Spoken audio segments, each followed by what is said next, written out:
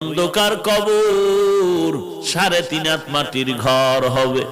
ওই কবরে যাওয়ার পরে সাথী নাই, বাতি নাই।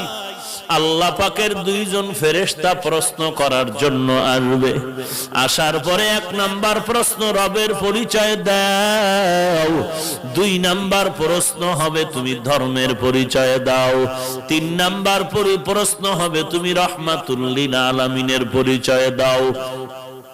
যদি আল্লাহর শুকর জবাব দিতে পারি, তাহলে আমি তখন তোমাকে বলতে পারবো, আমি আব্দুল কাদের জিলানী ভালো, তুই কুকুর বড় খারাপ।